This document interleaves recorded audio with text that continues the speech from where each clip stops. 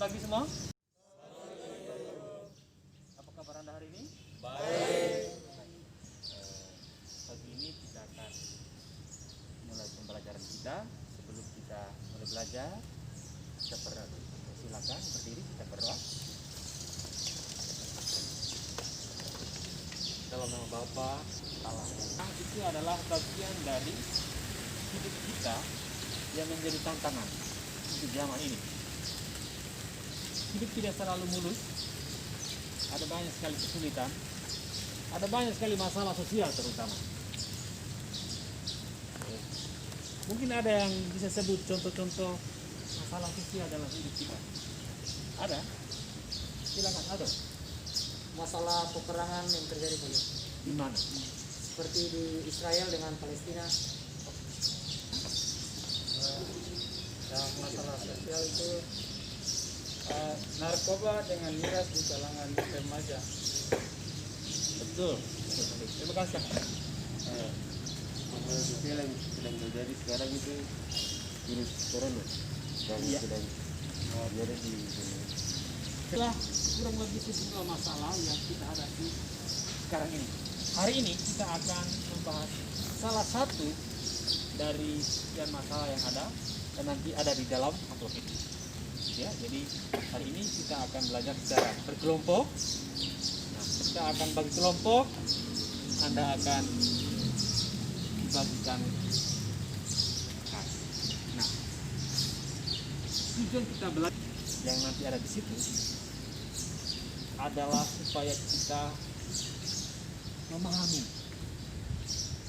menyadari bahwa hidup kita ini bermakna karena itu pemberian Tuhan, dan kita bersyukur bahwa walaupun dalam keadaan sulit penuh tantangan, Tuhan masih memelihara hidup kita dan tidak membebani kita dengan hal yang buruk. Seburuk apapun nasib kita, sudah tetap kita juga. Itulah yang mau kita lewati dalam proses pelajaran hari ini. Teknisnya kita menghitung saja ya. Mulai dari 1 sampai 4 ya, supaya kita bisa dapat 4. Silakan. 1, 2, 3, 4, 1, 2, 3. Silakan nanti ambil itu ya. kelompok 4. Sekretarisnya mana? Oke. Kelompok pastor? Iya. Kelompok 2 ya. Kelompok ayah? Kelompok itu ada 4. Ya, sudah kamu atur sendiri, sudah pilihan. Nah sekarang dan sekretaris ambil alat disiplin, nanti kamu berdiskusi kelompok mencari informasi semuanya dalam kelompok masing-masing dulu, lalu hasilnya kamu cepat tulis di dalam lembaran yang disediakan, lalu gantung atau pajangkan di meja Anda supaya nanti teman-teman lain datang. Mana kertasnya? Ya, silakan dibuka, lalu dicari. Silakan. Nanti bagi tugasnya ada yang ke perpus, ada yang mungkin khawatir, ada yang mungkin informasi. Bisa kan? Kita ini kan kelompok dokter. Pertanyaan kita pada hari ini, apa itu HIV/AIDS? Bagaimana cara penularan dan tanda seorang terinfeksi HIV? Dan hubungan narkoba atau HIV/AIDS? Untuk kita kelompok BNN, Pak Guru percayakan kita untuk mencari dampak negatif dari narkoba.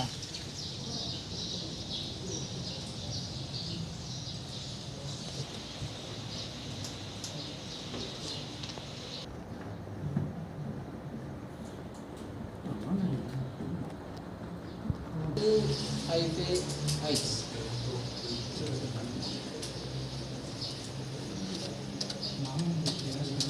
Untuk mengetahui itu benar-benar butuhkan Tuhan atau tidak, itu perlu direfleksikan dengan baik juga.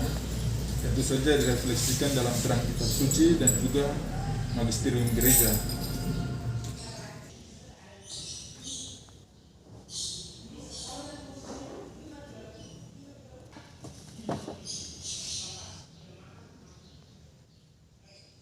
Diajukan kepada kelompok kelompok yang akan maju mempresentasikan hasil diskusi kelompoknya. Baik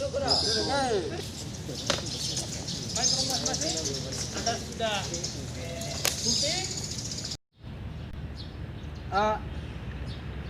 Secara umum kami diskusikan dan mencari informasi dari internet dan buku-buku, mendapatkan bahwa banyak orang yang menjadi pengedar sekaligus jadi pencandu narkoba ini karena banyak masalah, yaitu bukan saja dari segi ekonomi juga, tetapi dari keluarga, dari pembinaan masyarakat, sekolah, dan agama. Sehingga orang yang mengedarkan narkoba ini tidak mengerti dan tidak memahami tentang dampak negatif. Pada kelompok mana? Ada yang mau duluan? Ada pertanyaan, silakan. Silakan. Alvin. Paling apa di Indonesia orang muda toh belajar tuh kan orang muda, kebanyakan belajar tuh orang muda. Dan saya membaca tadi di saudara mereka kan tuh mana yang jelas gitu, berarti apa saudara jelaskan tuh pelajar yang lebih banyak mengonsumsi narkoba, sedangkan di materi yang ditulis tuh pekerja dan pemerintah yang lebih banyak 50%, mereka lebih banyak. Baik, terima kasih atas kesempatannya. Di sini saya akan membantu kelompok ini dari BNN untuk menjawab pertanyaan yang diberikan oleh saudara Alphonse Julian Jawan. Jadi dari yang garis intinya yang tadi saudara mengatakan itu apakah data tadi kami ada bikin perbandingan. Data ini data yang tahun 2012 punya dengan data sekarang. Yang kami jelaskan ini data sekarang. Mengapa kami bikin perbandingan? Karena kami melihat bahwa sekarang ini kebanyakan yang mengonsumsi narkoba itu adalah kalangan-kalangan kita. Sudah tidak lagi kalangan-kalangan seperti orang tua, tetapi kalangan-kalangan kita yang lebih banyak. Hanya seperti itu saja jawaban dari saya. Silakan. Selamat pagi untuk kita semua. Kita perlu ketahui juga bahwa ada sedikit mitos yang beredar di masyarakat bahwa penularan HIV itu seperti bersenggolan dengan pengidap HIV. Setelah itu berjabat tangan. Penderita AIDS bersin atau batuk-batuk juga terkena HIV. Sama-sama berenang di kolam renang yang sama, satu kolam renang, menggunakan WC yang sama, melalui gigitan nyamuk atau serangga lainnya. Ya, saudara-saudara sekalian, kita perlu ketahui bersama bahwa HIV adalah penyakit yang ditularkan melalui hubungan seksual, jarum suntik yang secara bergantian. Jadi kalau saudara-saudara sudah mengetahui mitos ini, saya rasa pengidap HIV tidak perlu diasingkan, hanya perlu diberi dukungan supaya mau direhabilitasi. Yang memang harus kita siasati dan kita juga belajar berdua dengan nyaman, tapi karena keadaan ujian terpilih ke sini kita dilanjutkan. Bisa ya? Bisa. Kalau sekarang kita lanjutkan dengan dialog diskusi dari kelompok satu. Tadi ada pertanyaan yang masih tunggal belum dijawab oleh kelompok 4 ya. Nah, sekarang juga kelompok 3. Nah, sekarang kesempatan untuk kita lanjutkan. Mohon tadi pertanyaan-pertanyaan kiranya sudah dicatat. Saya rasa faktor utama yang menyebabkan remaja masih mengonsumsi narkoba sampai sekarang ialah faktor dari dalam keluarga. Itu berilah pandangan Anda tentang hidup kita hari ini. Silakan, kalau ada yang mau bicara silakan. Oke, terima kasih untuk waktu yang diberikan. Yang pertama, kita sebagai orang Katolik mengenal Allah yang baik hati, bijaksana, penyayang, dan pemeliharaan. Selain hal-hal tersebut, dalam iman Kristiani, kita juga mengenal Allah sebagai Allah yang pencemburu, di mana Allah memang memberikan manusia kehendak bebas, namun di balik kehendak bebas tersebut, Allah telah memberi 10 aturan untuk kelangsungan hidup manusia. Dalam menjalankan kehidupan, manusia cenderung lebih berbuat dosa. Namun, Allah kita adalah Allah yang berbelas kasih. Ia tidak pernah menutup mata dan selalu menerima manusia itu kembali kepadanya. Namun, karena juga Allah kita adalah Allah yang pencemburu, Ia pun memberikan manusia penyakit-penyakit yang dijadikannya sebagai teguran terhadap kita, seperti contohnya HIV. Dari hasil refleksi saya tadi, yang saya dapat dari proses pembahasan hari ini itu banyak hal, seperti pembahasan dari masing-masing kelompok, misalnya pandangan dari dokter mengenai HIV/AIDS dan narkoba itu seperti bagaimana, dan juga pandangan dari para pastor, dari BNN, dan juga dari para ayah. Dari semua pandangan itu dapat membantu kita semua, membantu kita generasi penerus gereja dan negara untuk mengubah kehendak bebas dari Allah itu. Dari Allah itu kita membawa kita pada perubahan yang berarti, sehingga apa yang kita cita-citakan akan terwujud. Sekian dan terima kasih. Bagian terakhir ini ada sedikit kuis. Nanti dijawabnya spontan saja. Siapa yang mau jawab? Ya. Ada 1-2 pertanyaan. Siap ya? Bisa kan? Siap. Spontan saja jawab ya. Pertanyaan pertama.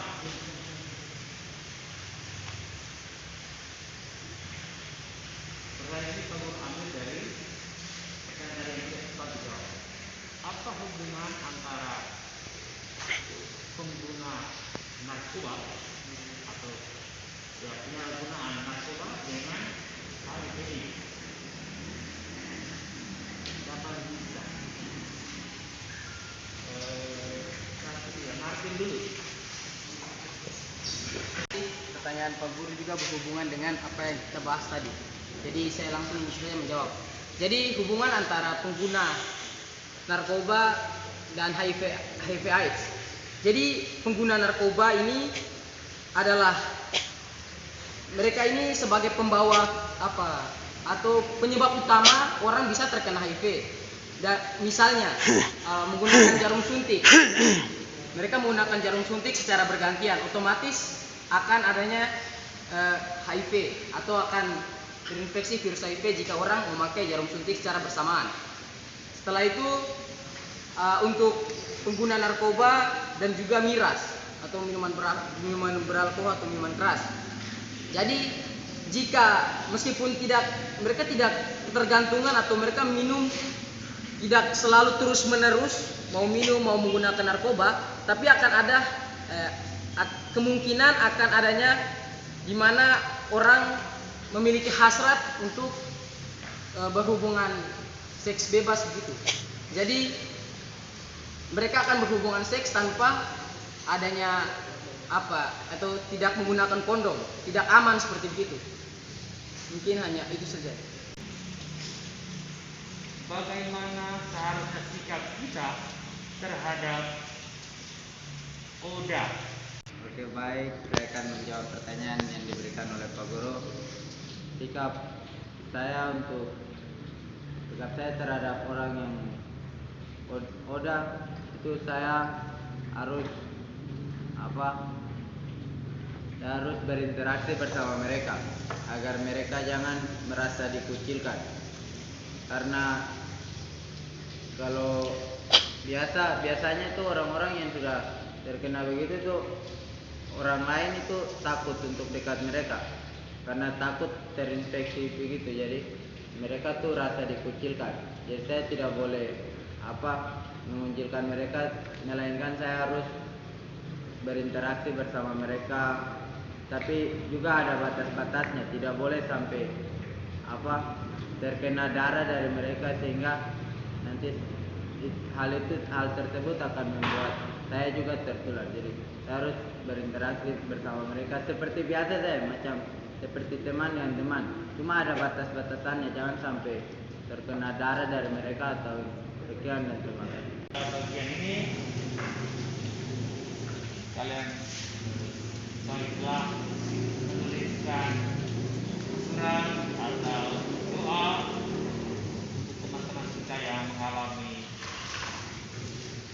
penyakit atau mengalami kesulitan dalam hidup karena kecanduan atau karena HIV. Silakan menulis. Silakan dikumpulkan di depan. Silakan dikumpulkan di depan. Ayo.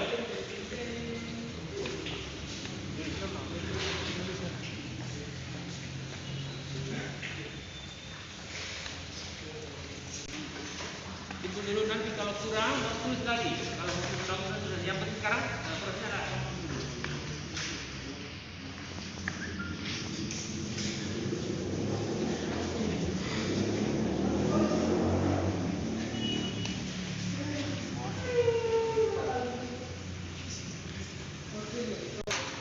Kita sudah belajar selama pagi ini. Terima kasih untuk partisipasi Anda untuk belajar bersama. Pak Guru berharap bahwa apa yang Anda pelajari hari ini bisa bermanfaat untuk dirimu sebagai pengetahuan, dan juga bisa menjadi berkat untuk orang lain ketika Anda menemukan tetangga Anda di sekitar kita ini yang mengalami seperti ini. Karena Anda sudah tahu informasinya, bagaimana cara menghadapinya, mengenal ciri-cirinya, kiranya itu menjadi bekal untuk menolong orang lain. Dengan menolong mereka, Anda sudah membagi hidup untuk mereka. Anda menjadi berkat dari Tuhan untuk mereka. Kita akhiri dengan doa. Siapa yang mau pimpin doa? Mari kita bangkit berdiri.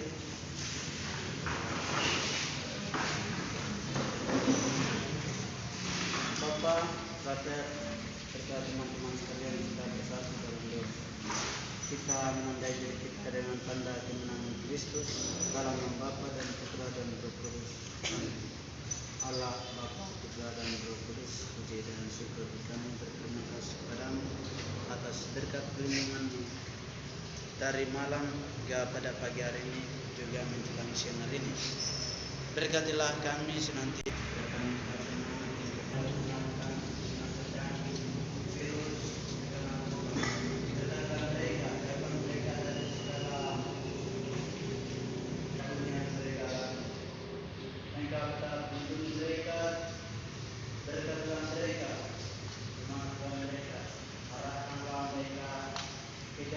Yang kami sampaikan kepadamu dengan perantaraan Kristus Tuhan kami. Dalam nama Bapa dan Putra